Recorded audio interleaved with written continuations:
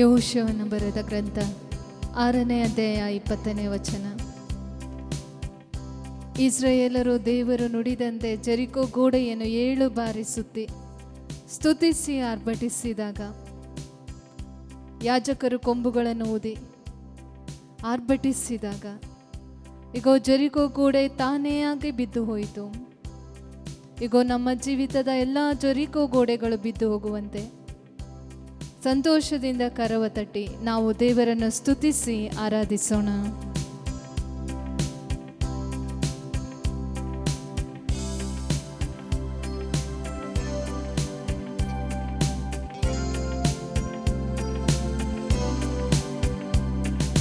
ಸ್ತುತಿಸಲು ಜಯ ನನಗೆ, ಯೇಸು ನಾಮ ಸ್ತುತಿಸಲು ಜಯ ನನಗೆ,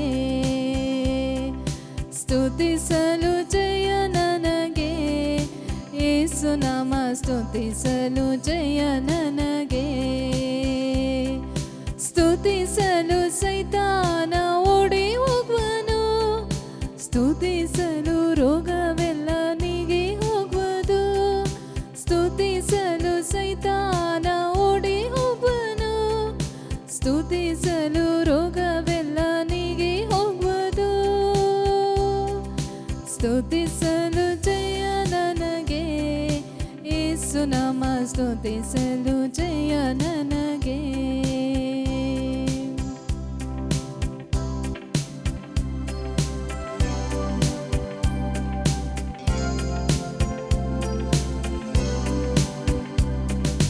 ಬೆಟ್ಟದಂತೆ ಕಷ್ಟಗಳು ನನಗೆ ಬಂದರು, ಯೇಸು ನನ್ನ ಕೈ ಬಿಡರು. ಬೆಟ್ಟದಂತೆ ಕಷ್ಟಗಳು ನನಗೆ ಬಂದರು, ಯೇಸು ನನ್ನ ಕೈ ಬಿಡರು.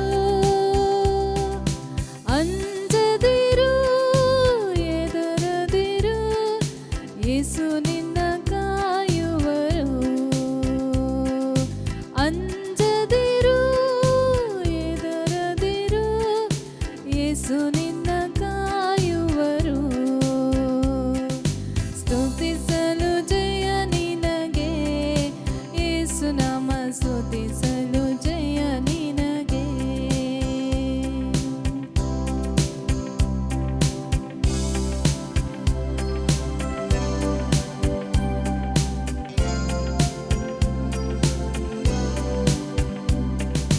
ಶತ್ರುಗಳು ನಿನ್ನನ್ನು ಮುತ್ತಿ ಬಂದರು, ಭಯ ಪಡಲೇಬೇಡ. ಶತ್ರುಗಳು ನಿನ್ನನ್ನು ಮುತ್ತಿ ಬಂದರು, ಭಯ ಪಡಲೇಬೇಡ. ಕ್ಷಮಿಸಿ ನೀನು ಸ್ತುತಿಸುವಾಗ ಜಯವು ನಿನಗುಂಟು. ಕ್ಷಮಿಸಿ ನೀನು ಸ್ತುತಿಸುವಾಗ ಜಯವು ನಿನಗುಂಟು. ಸ್ತುತಿಸಲು ಜಯ ನಿನಗೆ, ಯೇಸು ನಾಮ ಸ್ತುತಿಸಲು ಜಯ ನಿನಗೆ.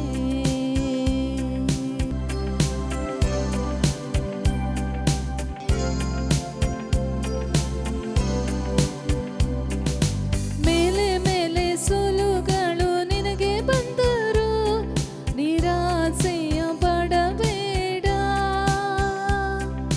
ಮೇಲೆ ಮೇಲೆ ಸೋಲುಗಳು ನಿನಗೆ ಬಂದರು, ನಿರಾಸೆಯ ಪಡಬೇಡ.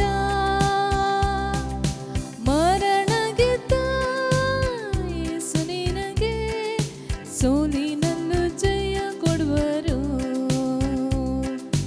ಮರಣ ಗೆದ್ದ ಯೇಸು ನಿನಗೆ ಸೋಲಿನಲ್ಲೂ ಜಯ ಕೊಡುವರು. ಸ್ತುತಿಸಲು ಜಯ ನಿನಗೆ, ಯೇಸು ನಾಮ ಸ್ತುತಿಸಲು ಜಯ ನಿನಗೆ.